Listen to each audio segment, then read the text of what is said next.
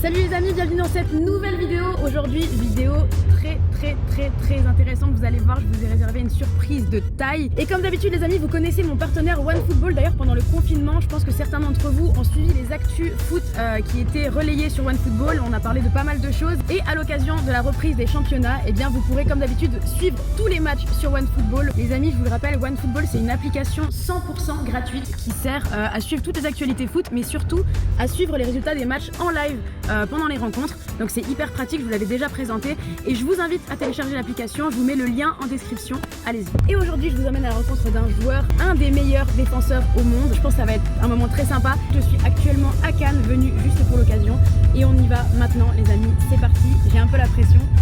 Allez go. Les amis, je vous ai dit que j'avais une très belle surprise sur Footix pour cette vidéo et la surprise est là. Mehdi Benatia. J'ai un doute, Benatia ou Benatia? Je veux bien le prononcer. Benatia, mais même Benatia ça passe. Mehdi Benatia, l'un des meilleurs défenseurs du monde, on peut le dire. Ça c'est un grand compliment en tout cas. Oui, t'es passé par les plus grands clubs, AS Roma, Juventus évidemment. Bayern. Meilleur joueur avec l'AS Roma saison 2013-2014. Meilleur joueur aussi en novembre avec la Juve. Meilleur joueur du Maghreb en 2018. Donc l'un des meilleurs défenseurs du monde. Aujourd'hui Mehdi, j'ai des petites questions très sympathiques à te poser. Ça va permettre aux gens de te connaître sous un autre angle. Donc si t'es prêt, avec grand plaisir. Maintenant. Alors on va commencer par un si tu étais. Donc si tu étais, je vais te poser des questions. Par exemple, la première, si tu étais un réseau social, tu serais lequel? Snapchat. Snapchat? Ouais, c'est sympa je trouve. C'est celui que j'utilise le plus parce que moi je fais vraiment un snap que privé pour la famille. Okay. Et je partage beaucoup de vidéos avec les enfants ou les amis, donc c'est celui où je passe le plus de temps. Si tu étais un moyen de transport? J'aurais bien dit l'avion, mais je commence de plus en plus à avoir peur. Donc je vais dire le train parce que c'est quand même assez sûr et voilà, et plus safe. Si tu étais un plat qui te représente?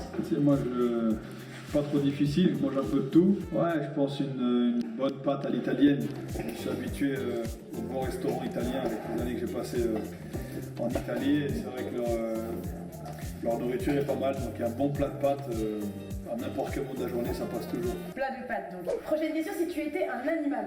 Un lion. Évidemment, Maroc, lion d'Atlas. Ouais, j'aime bien plus que ce que ça dégage. Ouais, on dit que c'est le roi le lion à la base. Hein. Exactement. Si tu étais un super-héros? Super-héros.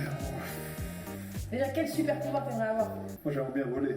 Ah, donc on est plus sur du Superman. Ouais, Superman je pense. Hein. Superman. Ok, alors attends, si tu étais un attaquant?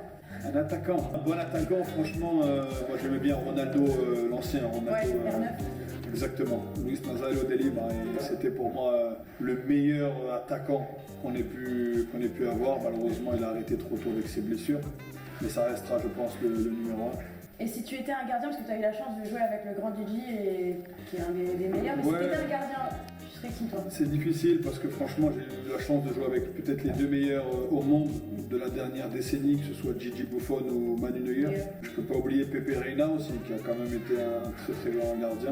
Mais les sentiments ils vont parler, et je pense que Gigi, pour tout ce qu'il dégage, pour son charisme, pour le capitaine que c'est, on va dire Gigi Buffon. Gigi Buffon. Alors si tu étais une coupe? Une coupe? Ouais. Franchement. Pas de cheveux. Non. La Coupe du Monde. La Coupe du Monde avec mon pays, ça aurait été pire qu'un rêve. Et puis je peux pas quand même te cacher que ça restera un grand regret de ne pas avoir pu gagner la Ligue des Champions. Et si tu étais, alors je sais pas si tu regardes un peu les séries, si tu étais une série, toi la série que tu préfères? Power. Power, j'ai pas vu. Power, ah ouais c'est pas mal. Power, très belle série. Pour terminer, si t'étais une saison, parce que toi du coup t'as habité en Allemagne, t'as habité en Italie, là t'es au Qatar.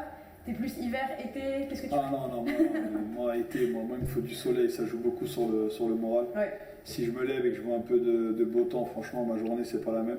Ok, et ben on va passer maintenant au tu préfères. Alors je vais te proposer des dilemmes. Le premier, est-ce que tu préfères gagner la CAN avec le Maroc ou la Ligue des Champions avec ton club? La CAN. La CAN avec le Maroc, ouais. J'aurais préféré, parce que j'ai eu la chance de gagner des titres, des championnats avec le Bayern, avec la Juve, et malheureusement, je retiendrai que j'ai rien gagné avec mon pays.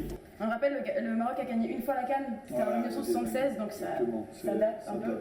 Deuxième dilemme, alors tu préfères ne pas jouer pendant toute une compétition, mais tu rentres au moment des pénaltys et t'es décisif pour ton équipe, ou être le meilleur joueur de toute la compétition, donc on parle que de toi, mais finir à la deuxième place. Donc là, il y a une question d'ego et une question collective. Non, la gagne. Tant que je gagne, tu fais une compétition, c'est pour la gagner. Quand tu commences quelque chose, c'est pour la gagner, pour aller au bout. Donc à l'arrivée, on retient que le gagnant. Non, parce qu'il y a des gens qui pensent plus perso, ils disent moi je vais être le meilleur joueur, ça reste dans les... Je pense que celui, en tout cas le jeune qui nous regarde et qui pense comme ça, il est peut-être encore temps de changer, il peut se mettre au tennis.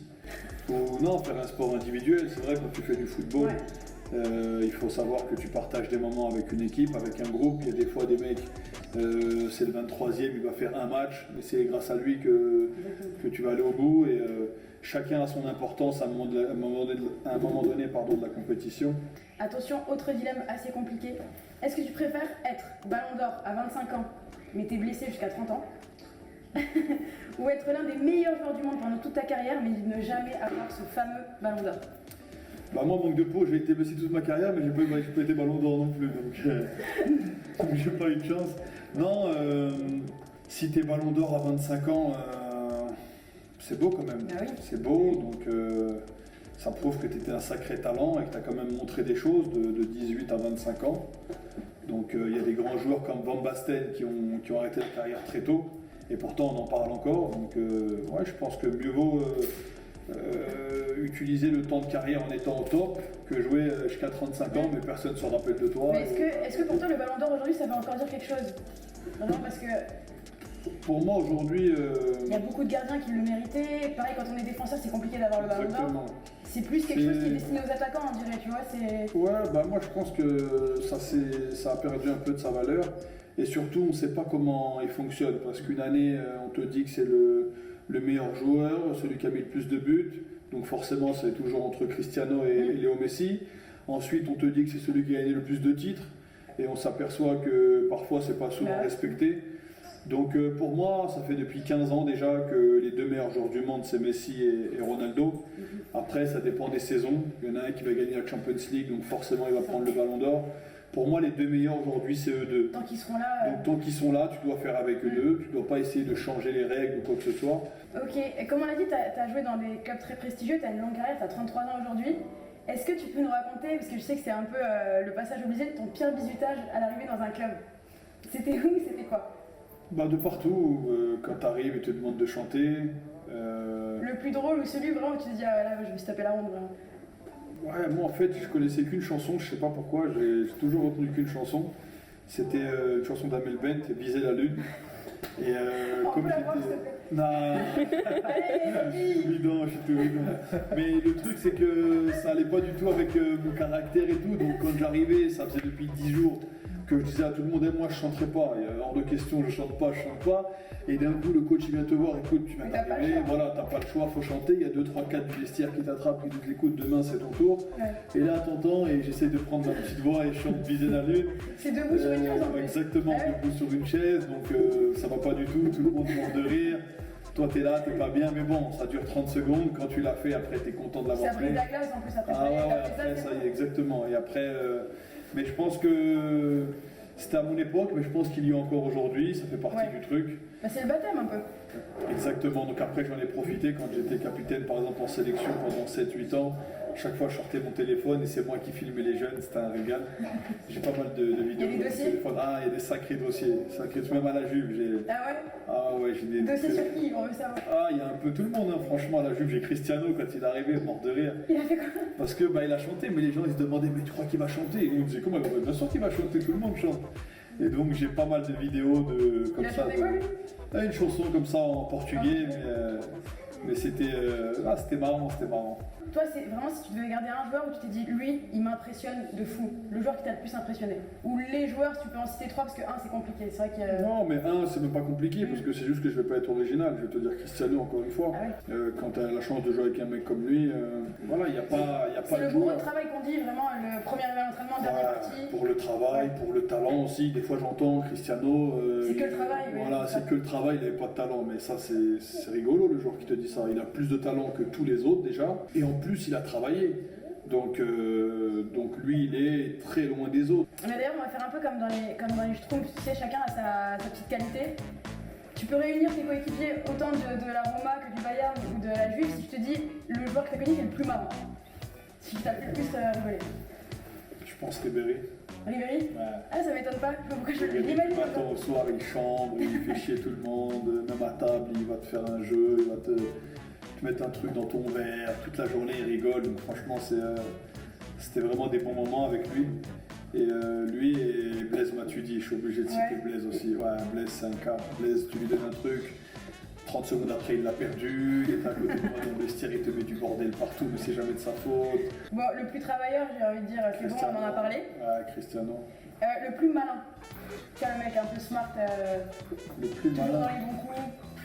Non. Tu peux te citer, hein. Toi. Je fais partie de cela, moi.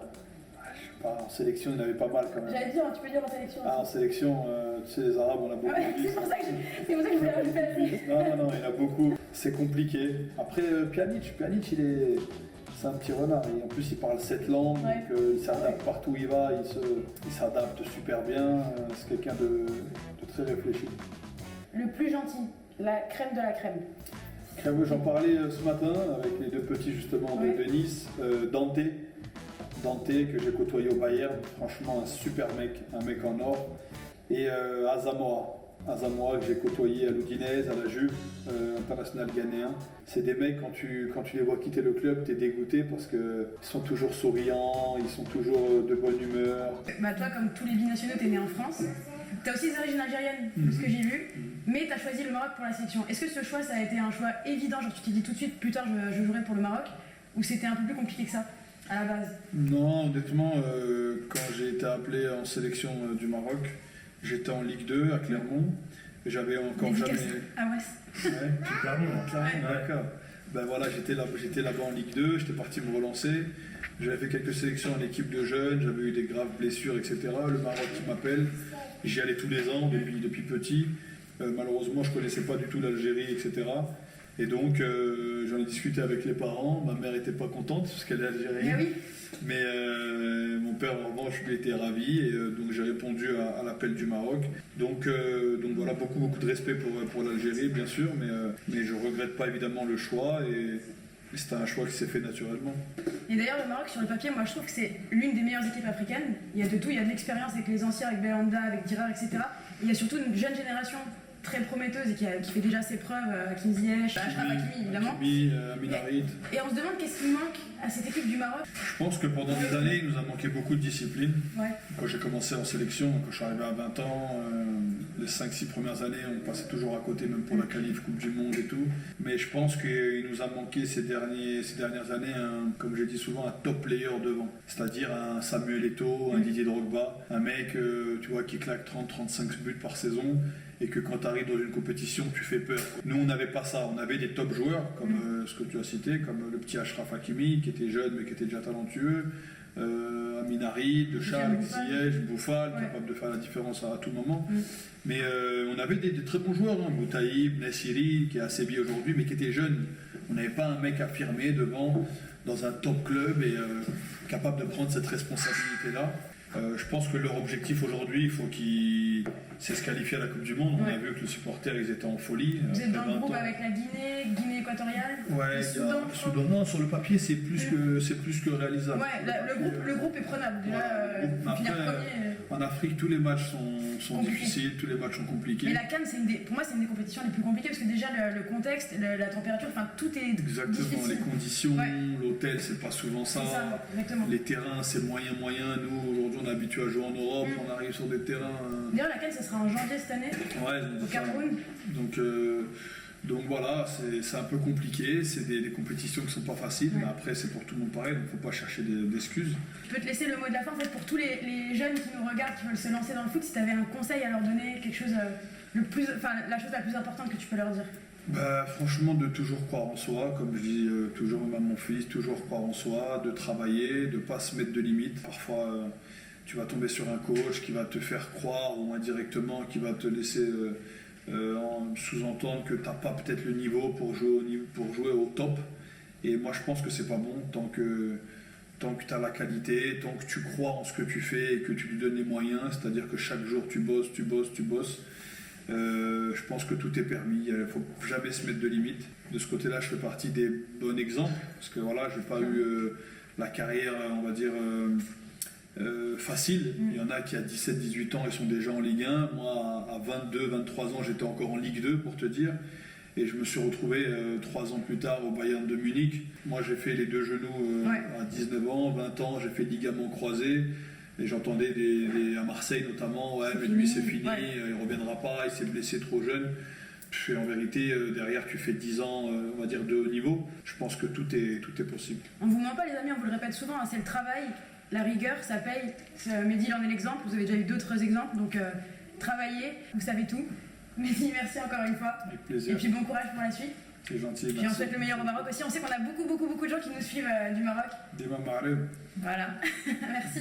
Voilà les amis, j'espère que cette vidéo vous a plu. En tout cas, c'était un super moment avec Mehdi Benatia qui nous a reçus vraiment d'une gentillesse incroyable. Et je vous le rappelle, cette vidéo est en partenariat avec OneFootball. Donc n'hésitez pas à télécharger l'application pour rester vraiment informé de tout ce qui se passe au niveau des actus foot. Et bien sûr, puisque les championnats reprennent, sauf la Ligue 1, vous le savez, et bien pour rester informé des résultats des matchs en direct, je vous ai mis tous les liens en description. Donc allez-y, téléchargez l'application, elle est 100% gratuite. Et moi, je vous retrouve très bientôt pour de nouvelles vidéos. Ça va monter en puissance, on va continuer à s'éclater ensemble.